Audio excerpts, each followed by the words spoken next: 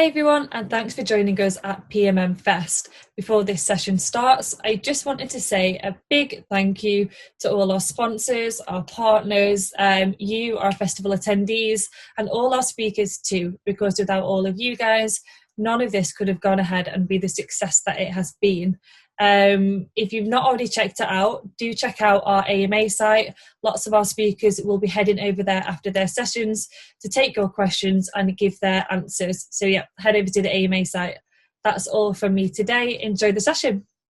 The team's coming back! Yay! Whoopee! Hooray! No, they're not. They're using Monday.com to manage their projects online, so they don't need to be here. What do you mean? Look, this is what everyone on the team is working on right now, when it's due and where it all stands. But they still need their daily meetings, right? Of course not. They're already synced. We're doomed! Panic! Ah! Thanks to Monday.com, the team have never been so connected and on the same page. But we keep the team on the same page and connected. No, you keep pages connected. Kind of.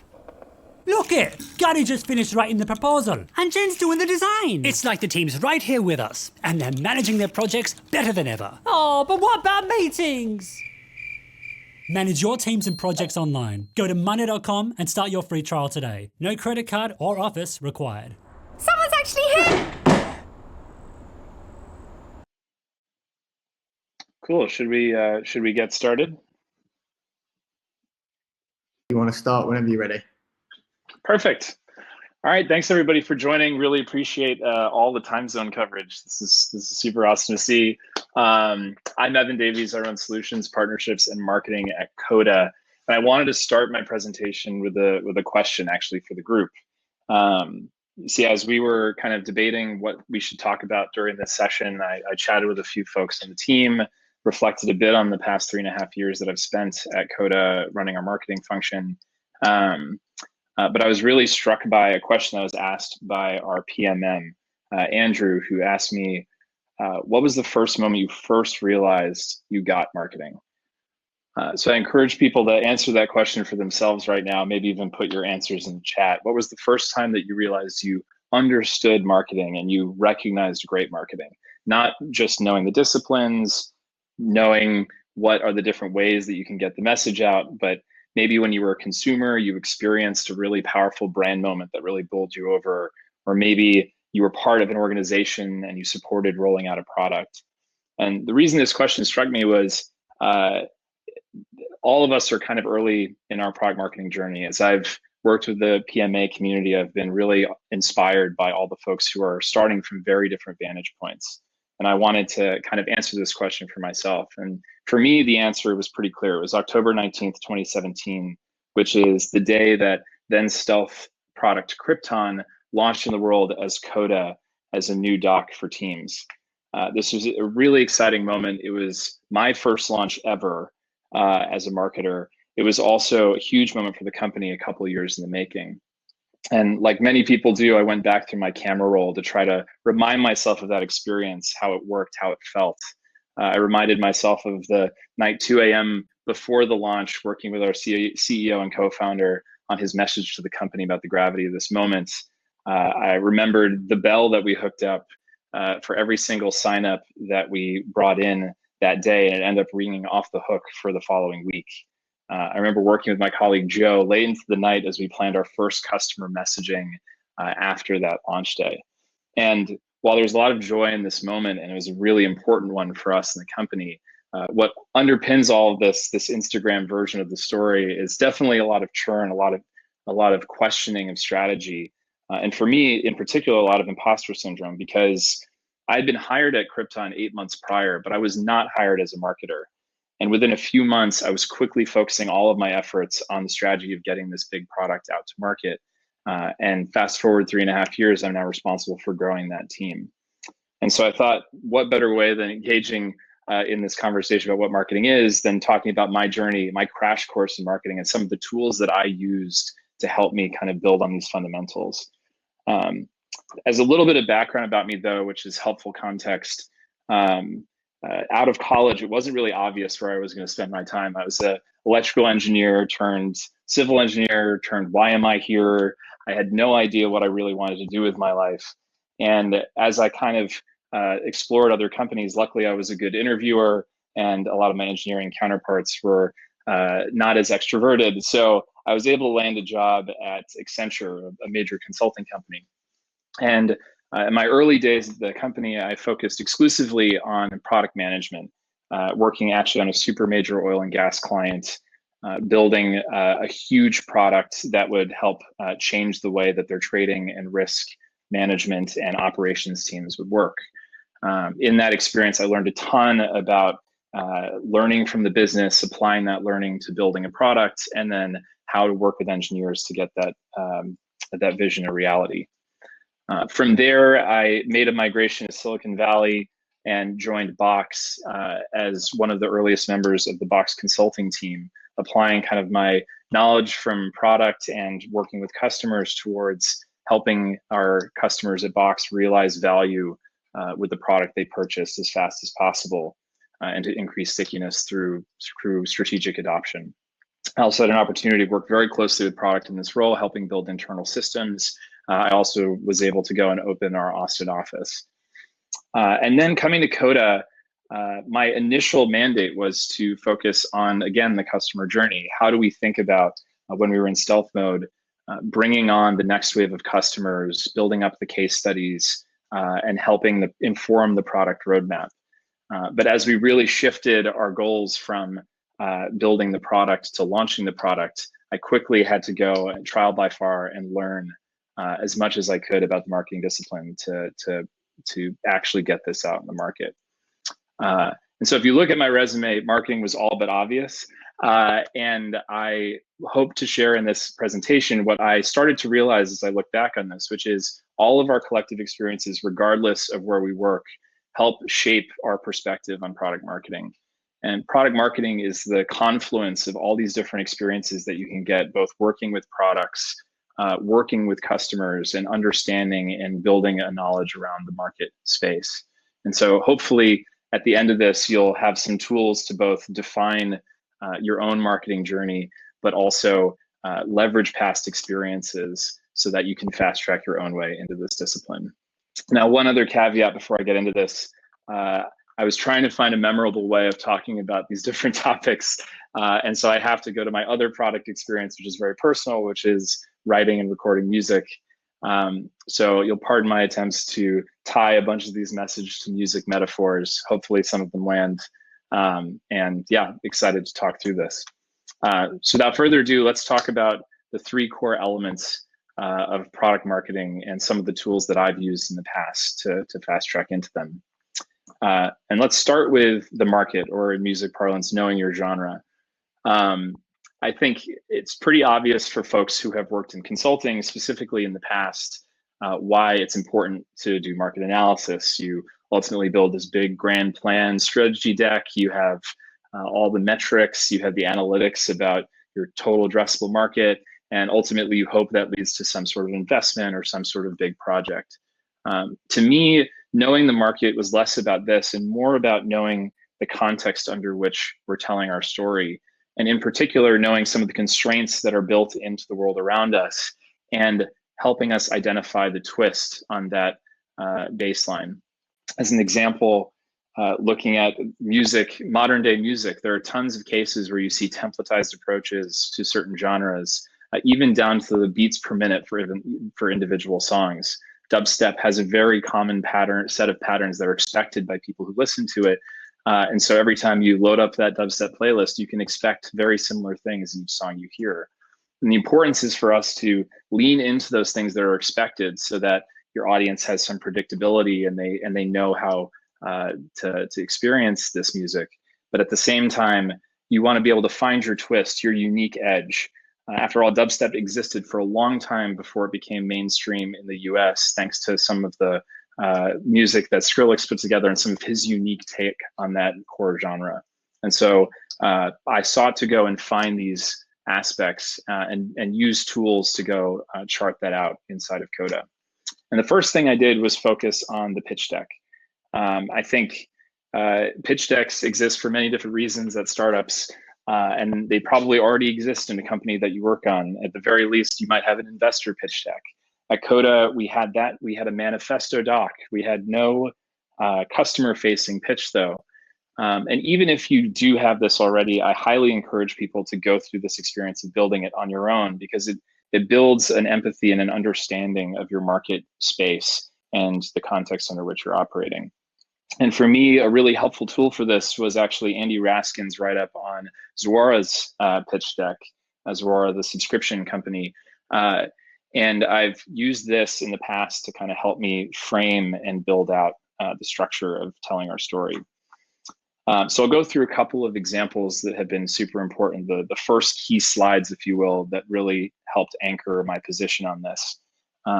The first is starting with a big relevant change in the world. A book that I read recently called Zag by Marty Neumeier kind of frames this in a way which says the best way to kind of grow and to build a really sustainable brand is to lean into a trend versus trying to build some new thing in the world that doesn't rely on some of the overarching industry context. And the equivalent of that is the difference between surfing against the current or riding a wave. In this particular case, Zuora obviously was understanding that they were living in this growing subscription economy, and that it's expected that this would be the new future and they would need to find a place in it. For Coda, it was an observation on the world, which is, with this explosion of SaaS apps in the world, why is it that documents and spreadsheets seem to run every critical process? Our founder and CEO, Shishir, in his experience at YouTube, spreadsheets were used to run everything from how they manage their projects to how videos were flagged on their website.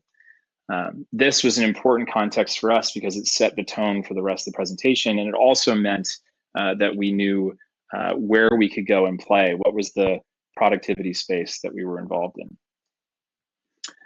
The second is showing that there will be winners and losers.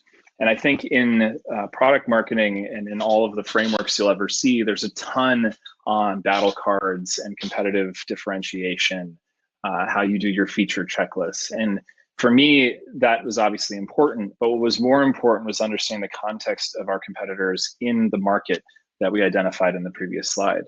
I spent a ton of time researching both the productivity space as well as spaces that are kind of adjacent, like no code and workflow automation. And through that experience, you're able to understand not just the point in time, what are our competitors doing, but what is the strategy that led them to this place, and how are they thinking about the future, and how you can kind of outmaneuver or build yourself into that story. For us, it was actually pretty simple. After all of this analysis, we came back to this idea of docs and spreadsheets and anchored on this whole position that they haven't fundamentally changed in 40 years. Not only is this a little bit of a, makes people think a little bit that they actually are using a product actively that is fundamentally the same thing, but also it allowed us to remember the intention of the original doc and spreadsheet in the first place. It was an analog, it was a digital equivalent to an analog process. The fact that it still exists in its same format seems crazy, knowing all the requirements we have in modern times and in modern technology. And so this served as a really compelling lead-in to what is our value. And the last part I found really important in this process is teasing the promised land. Tease being the operative word. I think in product-centric companies, it's really, really exciting to get into the product demo as fast as possible, to rush into showing your awesome product and all the features you've developed. But this is really a critical opportunity. It's one of the big tests in the pitch. It's your ability to convince the person on the other end of the line that you are the best positioned to win in this market space and win against your competitors. It's also an opportunity to frankly set up the criteria by which your customer is going to evaluate you. And so you should be able to knock that out of the park in your actual demo. For us at Coda, it was actually a very visceral thing. We were able to basically say, turn around your laptop and open up your browser tabs and show us all the docs, spreadsheets, project management software, slides you're using just to manage a single operating procedure or single process in your company. And at this point in the demo, we would normally get a ton of head nods and actually people pausing and thinking that we had actually looked at their machine before we had gotten into the session. And so with these kind of three different components, we were able to, and I personally was able to develop a really strong understanding of what were the market dynamics that we were existing in, what we thought our our trends were and what the competitive trends were and how we would win in that space. So knowing that anchor of our market, how would we then go and build our actual ZAG, our differentiation, or our way of telling a story that lands uniquely compared to others? Now, one is with really great visuals and great landing pages. We actually launched Coda with our message front and center around this previous world that we were living in. But another tool that I found super helpful is related to developing your brand. Now, knowing going into this that many of you may not have direct oversight over brand or have a lot of engagement with that team, I think it's incredibly useful to actually go through this exercise as a product marketing team, both to recommit to existing brand principles, but also to develop new understanding of what the future can hold and how you can tell your story in a unique way that stands out. I found Google Ventures' approach for their brand sprint, which is a brand version of their actual design sprint philosophy, to be super helpful here.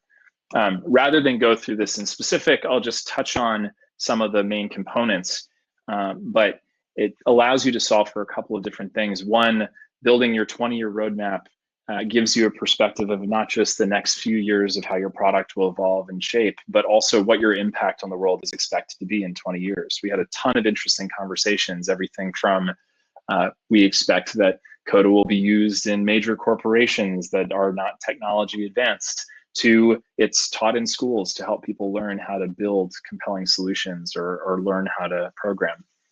All the way to the right, you have things like personality sliders and competitive landscape, which are opportunities for you to find and define your voice, which helps you more consistently tell your stories in a way that feels unique, but also see how your competitors are doing the same thing and find the areas in that landscape that you can wedge and tell your story uniquely. So this has been a super helpful tool for us. As you can see, we've actually run this several times in the past. It leads to a ton of really helpful conversation. But with this and with the previous pitch deck, I then felt confidence in both how we should talk about ourselves in the market and how we could develop our unique position, our unique message in the space.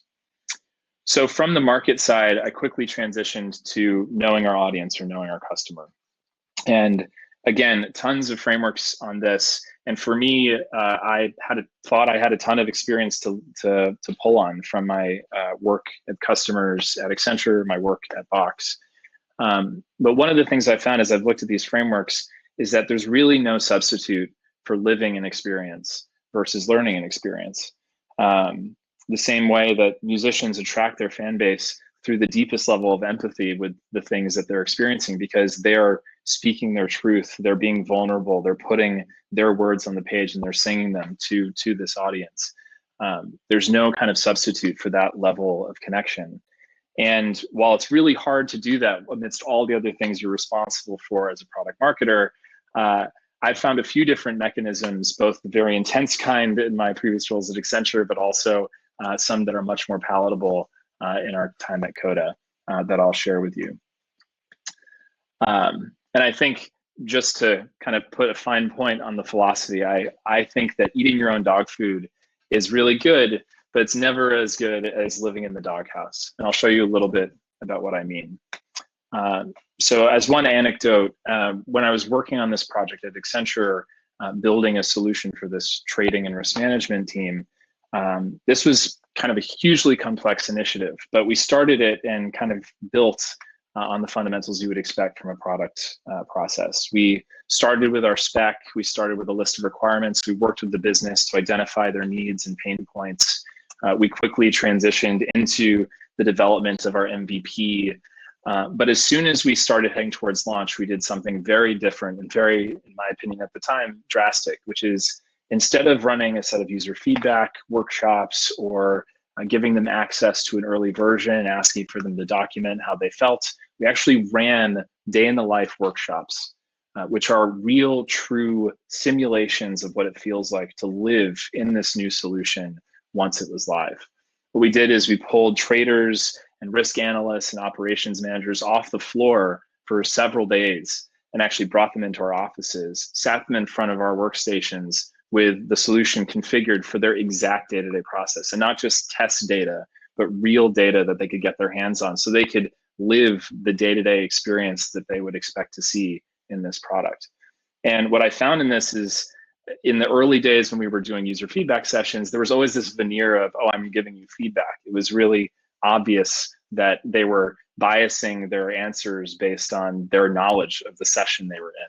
But as soon as they shifted their gaze towards the actual problems that they wanted to solve and the experiences that they were going to have, all the real truth came out, all the really delightful experiences and aha moments, and all of the really painful experiences or things that were landmines came really quickly to the forefront. And not only for us did it allow us to iterate on our product more effectively, but from a messaging standpoint and from a product launch standpoint, all of those nuggets we could use to create much more empathetic and concise messaging with our customer and with our new users as we brought them in. Obviously, that is a very extreme version. It's really hard to pull people off of their day-to-day job to go focus on your technology. But I found that we actually have a really compelling and straightforward one to implement that we've implemented at Coda that's really solved for a lot of this. We call it customer story time. This is a forum that actually predates my joining the company, but it is a forum that's evolved pretty significantly over time. The early days, it was all about just very specific product experiences, rage clicking, and places where we saw people getting parts of our tool and people having real challenges. But now it's evolved to a company-wide forum that happens every single week, and everyone in the company who engages with customers in a meaningful way are asked to put in a list of stories that they want to tell, and we go through them. We name our customers. We don't abstract them into some persona. We talk about them specifically, the context under which they came to the product, what were some of the high points in their experience, what were the low points.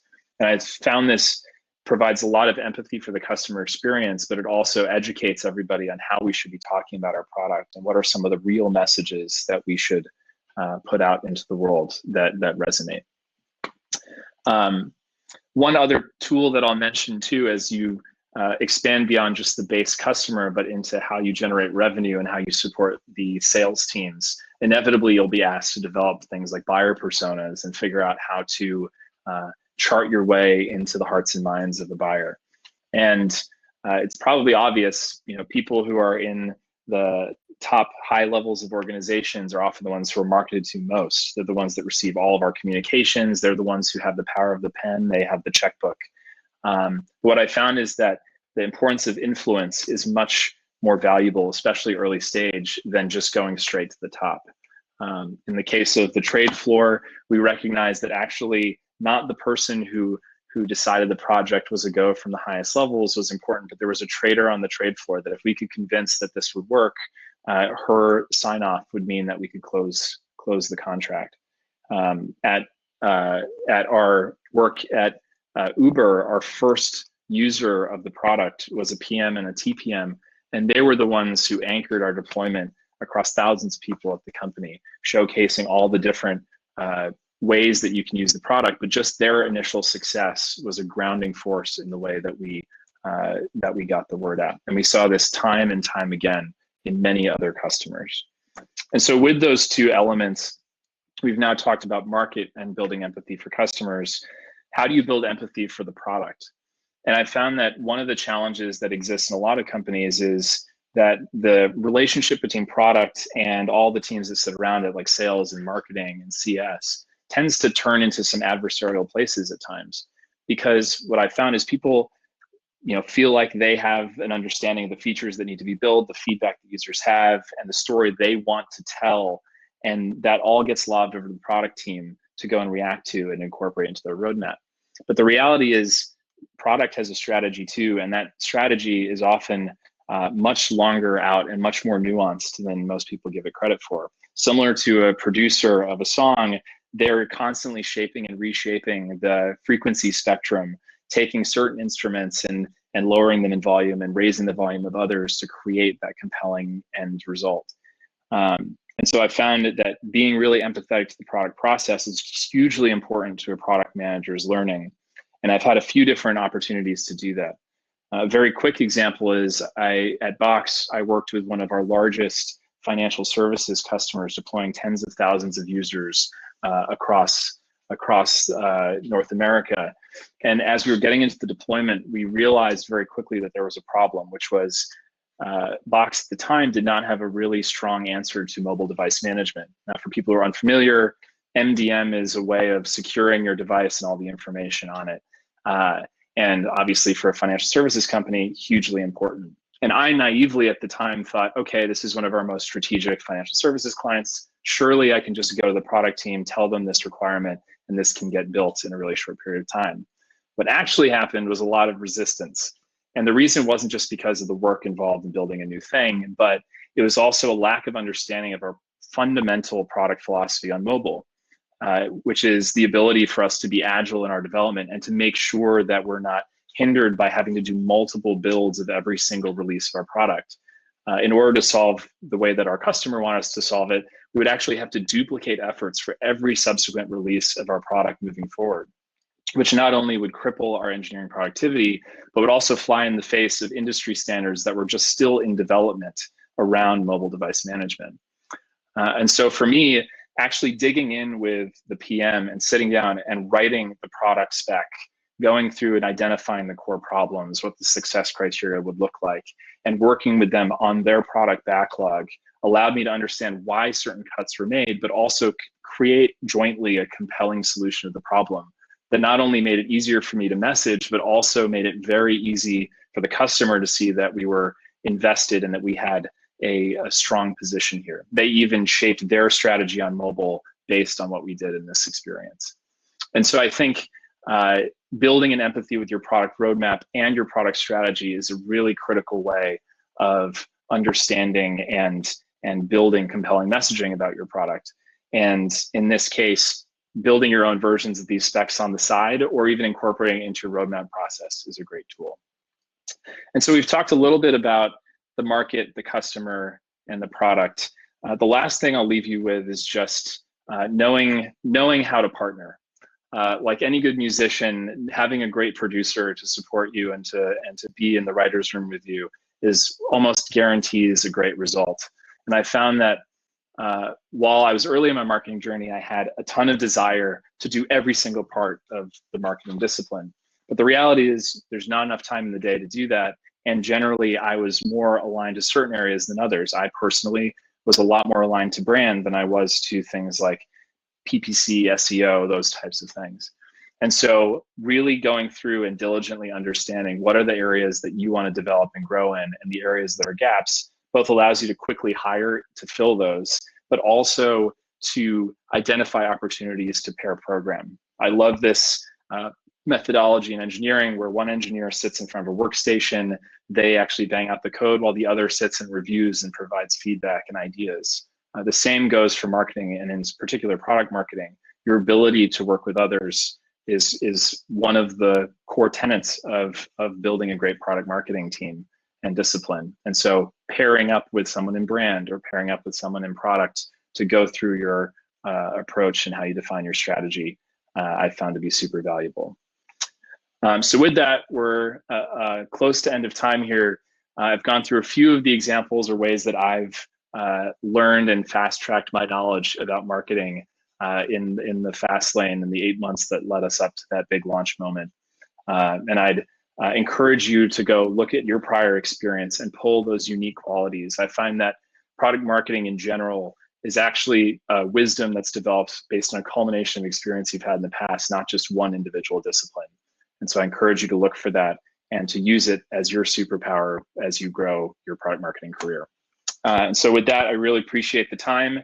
I know there's another session after this. If you have specific questions, feel free to email me. If not, go ahead and join the chat that Richard, I think, just posted. Really appreciate it, and have a great rest of the conference. Great. Thank you so much, Evan. And thank you, everyone, for tuning in. And if you do want to ask questions, head over to the AMA that was just posted. Thanks. Thank you. Bye-bye.